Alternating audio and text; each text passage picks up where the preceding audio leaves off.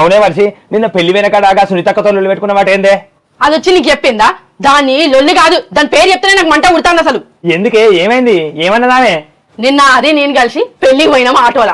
ఆడికి పోయినాక పెళ్లి పిల్లని చూసి అబ్బా పెళ్లి పిల్ల చీర మెరుస్తుంది ముద్దుగున్నది అని అన్నది. ఎనుకున్న నేను దాని ముంగటికి వచ్చి అవునవును నిజమే మంచిగానే మెరుస్తుంది అని అన్నా. ఇక పెళ్లి అయిపోయినాక భోజనాల దగ్గరికి పోయినాం. అక్కడ పోయినాక అబ్బా మటన్ చికెన్ మంచి కుదిరినాయి మస్తు కమ్మ ఉన్నాయి అని అన్నది. నేను ఎక్కడో ఉన్నదాన్ని పక్కకి వచ్చి దాని ముంగటికి వచ్చి అబ్బా అవునవును నిజమే మంచినే ఉన్నాయి అని అన్నా.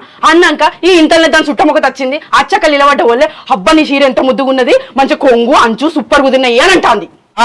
అక్కడ లొల్లేడొచ్చిందే, లొల్లి గురించి చెప్పమంటే ఏదో చెప్తామేమే. నేను గింగిరాలు తిరుక్కుంటా దాని ఎంబడవాడి ఆటోలో పెళ్లికి పోతే అక్కడికి పోయినాక పెళ్లి పిల్ల చీర మంచిగా ఉన్నది అన్నది. తర్వాత వంటలు మంచిగా ఉన్నాయి అన్నది. తర్వాత అదేవతో వస్తే దాని చీర మంచిగా ఉన్నది అన్నది. నేను ప్రతిసారి దాన్ని అవునవును అనుకుంటే దాన్ని ముంగట నిలబడ్డా కూడా నేను 2000 రూపాయల పట్టు చీర కట్టుకున్నా, 1500 రైక తొడుక్కున్నా, ఆయన నన్ను ఒక్కసారి మంచిగా ఉన్న చీర అంటనే లేదు. పోషి పాడవాడా అట్లా అన్నానికి లొల్లి పెట్టుకున్నావే, మరి నువ్వు ఆమె చీర మంచిగా అని చెప్పినావా?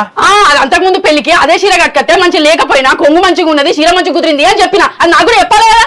ఇది ఎక్కడిదే నీ లొల్లి పాడవాడు?